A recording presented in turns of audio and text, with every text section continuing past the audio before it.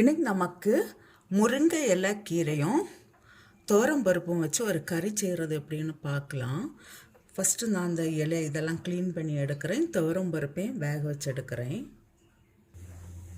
இந்த கறிக்கு தேவையான பொருட்கள் என்னென்னா, ஒரு 10-15 போல் சின்ன வெங்காயம், ஒரு 5 பல் பூண்டு, 2 காஞ்ச மிளகா, 1 கப்பு தேங்காய், 2 பச்சை மிளகா.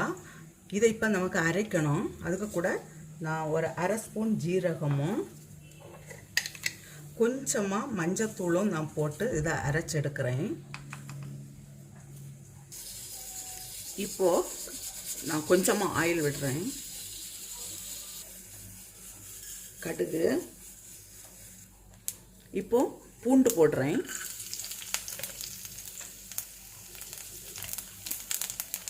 வெங்காயமும் மிளகாயம்,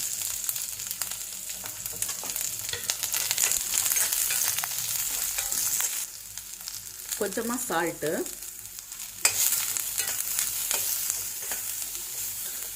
இப்போ இந்த முருங்கை இலையை போட்டு கிளறி கொடுக்கலாம்.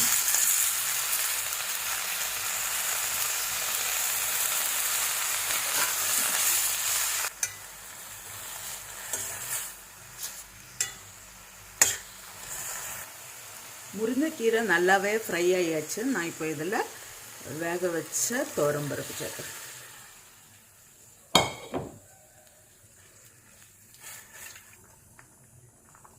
கொஞ்சம் கூட சால்ட்டு போடுறேன்.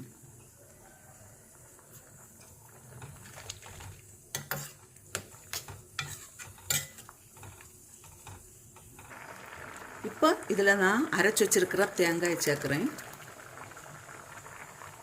தேவையான அளவு தண்ணி.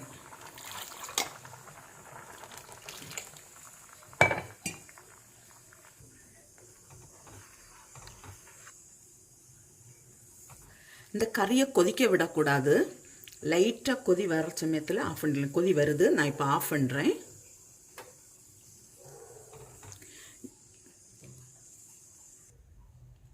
முருங்கைக்கீரை பருப்பு குழம்பு ரெடியாக இருக்குது. இது ரைஸுக்கு கூட நல்ல டேஸ்ட்டாக இருக்கும். நல்ல ஆரோக்கியமான கறியும் கூட.